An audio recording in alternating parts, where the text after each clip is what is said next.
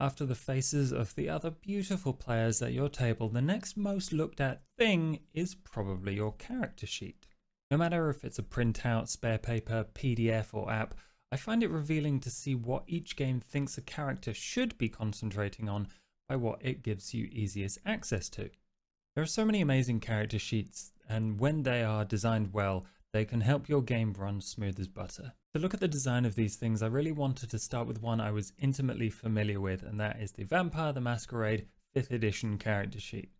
Let's take a look at how this sheet helps your players become bloodthirsty monsters and answer the question, what the sheet?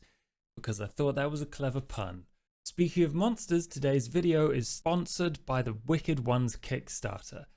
Players work together to build a dungeon, drawing out traps, tricks, and locks to protect your horde and fend off greedy heroes. In their new expansion, Undead Awakening, you leave the dungeon behind and lead a zombie horde set out to crush humanity. Now they're looking to raise money for a high-quality print edition and physical rewards like custom dice and printed maps. Click on the Kickstarter link in the description to learn about Evil and support the campaign. What is a vampire?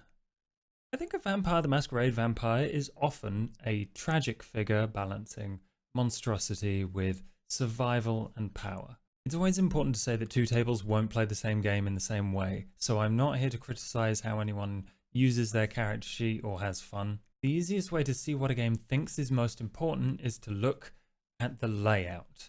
This creates a hierarchy because we English speakers, at the very least, read top to bottom, left to right, and it stands to reason that the most important things are in the top left.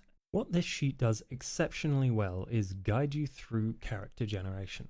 The sections are each in order of their appearance on the character generation part of the book, and once you've become familiar with that process, it becomes relatively simple to recall or reference the book to quickly get a sheet together.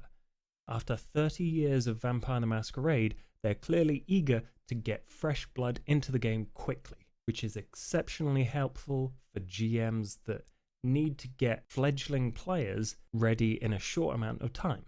The sheet guides you to think about the game in a specific way before diving into the nitty-gritty of numbers.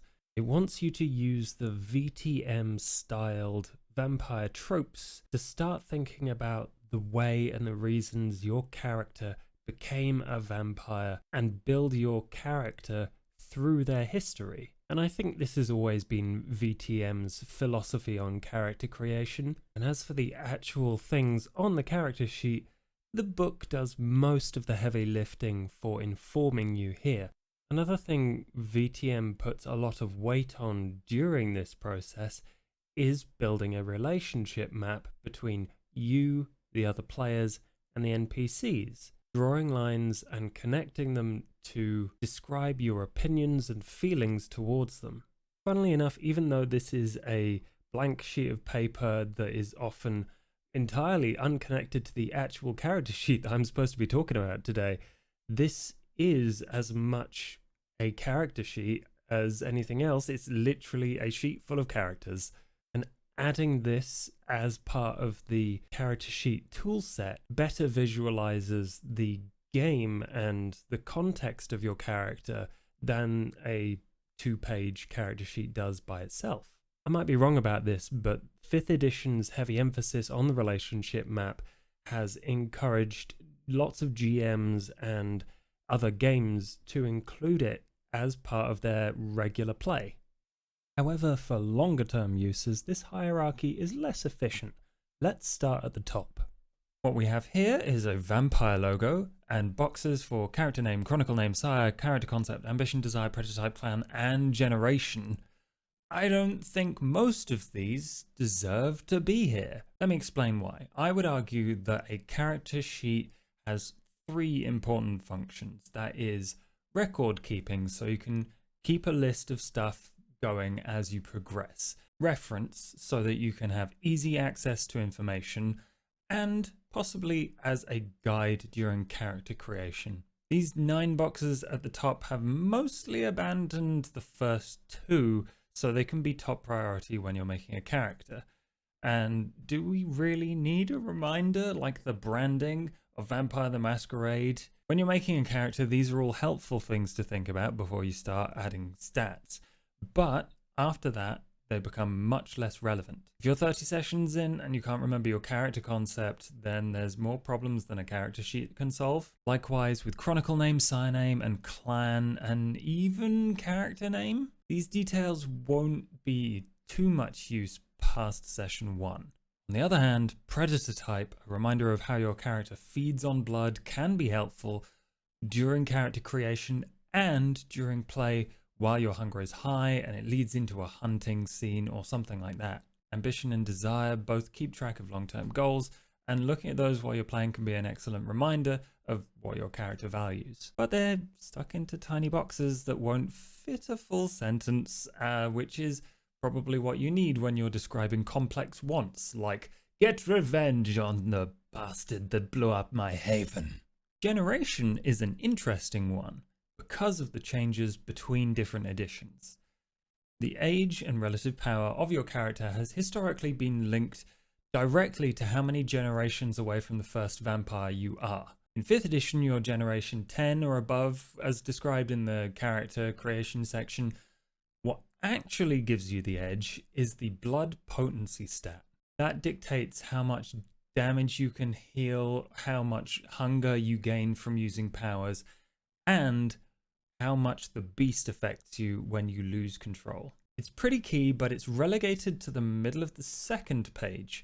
It also has 10 dots next to it, which seems very optimistic given the XP expenditure of this one. I honestly want to know if in the comments anyone has got their BP above 5? It still seems quite high for me. But here, generation has narrative and historical significance, but in terms of play and reference, I don't think it deserves to be right at the top, certainly. Important roleplay reminders like chronicle tenants and touchstones are relegated to the 2nd page. They are at the top, which obviously very easy to access, relevant, plenty of space, but it's a little disappointing that they're not on the 1st page.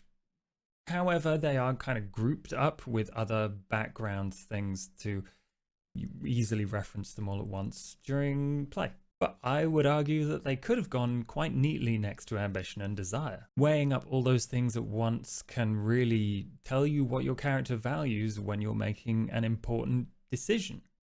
Let's talk about something I love.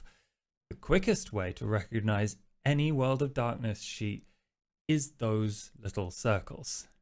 If you played, then you know the immense satisfaction of filling those in, scribbling on them when you're expending your XP and creating your character. It is an integral design decision that quietly reveals a lot about the game and provides accessibility. In fact, I think they're so iconic that my first thought when I looked at the new Thin Blood symbol was, oh my god, they get a half blood potency dot as a symbol because they're not fully vampires. Oh my god.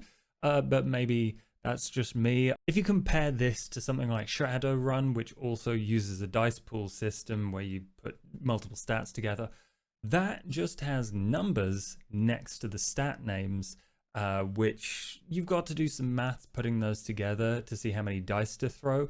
But the dots are representative of the dice in quite a nice way. You grab the number of dots in dice and you just smash the dice pool together and it stops feeling like maths.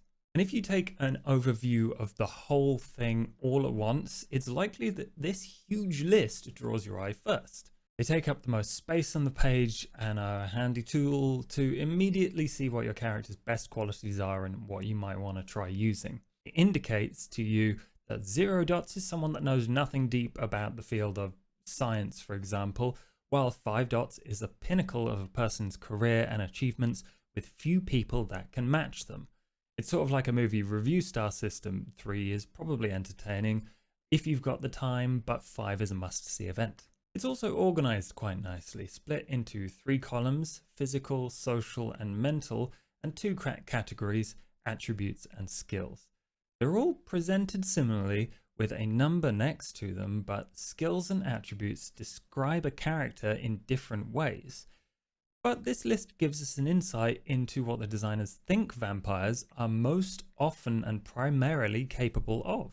The traits are nouns, naming innate qualities of your character rather than prescribing what activities you will use them for. That easily leaves space for the players to apply them to the actions they're taking. There's no hiding in the rafters of an abandoned church stat because you could ask for dexterity plus stealth or a composure plus athletics check. The divides make it easy to reference and the nouns make it easy to apply them to any context. Attributes, I would say, are more inherent traits and skills are more learned. Not that you can't train strength or intelligence, but that goes into a kind of philosophy of mind argument about what elements make up a person, and that's not what we're doing here. But this is interesting to me because I love to see all the associations and fantasies that come into your head when I ask you, what is a vampire? They're sexy, they're scary, powerful, mysterious, toothy. If someone was making a VTM for the very first time today, I think those are probably the only 5 stat numbers that you'd have to keep track of. I don't think it's a bad thing to have so many different skills, but it does date the game's design back to when it had to break out of the shadow of combat-focused tabletops with gear lists, attack bonuses, and map grids. A hole in the skill section is specializations, which are contextual sub-skill bonuses that you can customize to different contexts like academic skill, law, or performance skill, paranoid rant, persuasion, gaslighting. Basically, they're an extra dot in a skill when you come up against specific challenges that you're good at. Aside from the dotted line, there's no space for them and certainly no dedicated slot or indication to write them down. One really helpful thing is health and willpower trackers directly underneath the attributes because when you're making a character, they are derived from stamina, composure, and resolves. These trackers here are pretty flexible, even though my personal preference would be to have them be something like super cheesy, like fangs instead of boxes or blood drops that you can color in. Here I have a very well used and well loved Malkavian, the character of a friend of mine, and as you can see, I think one of the things that I love about character sheets pen and paper wise is that you can scribble, you have space. In the margins you will find notes of random adventures, lists of things you need to do or people you need to see, and I think Vampire is no exception to this rule. I mean, I talked about specializations, but like people still write things where they're like not a space, and I'm not prescribing how people should use these things. It does feel a bit inconsistent about what gets boxed in and how much room you have to write things. The digital PDFs made officially and by community members like Mr. Gon and Nerdbert have done wonderful things. For PDF reader compatibility and aesthetics, I recommend Mr. Gon. In fact, Mr. Gon's 4-page sheet actually has a space for a relationship map picture that you can insert into your PDF. And for extensive auto-filling information, Nerdbert has you covered, and I will link both of them in the description because you should grab and use their relayed out character sheets, and that, you know, suits the needs of both their groups and the various community requests, and all of the different people that have made community PDFs have done a huge service to the World of Darkness players. Now that they've announced the World of Darkness Nexus and its character creator, which is still to come, I'm fascinated to see what that adds to the experience. Large TTRPG companies have been investing in digital tools for a very long time now, and finally breaking the boundaries of A4 pages can do really cool things for them. So, what the sheet? Not everything has to be a Galaxy Brain design decision. Some parts of a character sheet will just be a useful list of things you need to remember, but remembering the right things at the right time can push players in different directions. I don't think there's such a thing as a perfect character sheet, but I often want more from the tools that a TTRPG gives us than what exists on a page. Hopefully this video has made you think about what your table needs and what you can provide to give your group the most fun. I'd also love to hear what character sheets you'd like to see me do next. I have big opinions about D&D, but also there's really interesting play and cultural implications of stuff like Powered by the Apocalypse. Let me know in the comments and I will see you next time.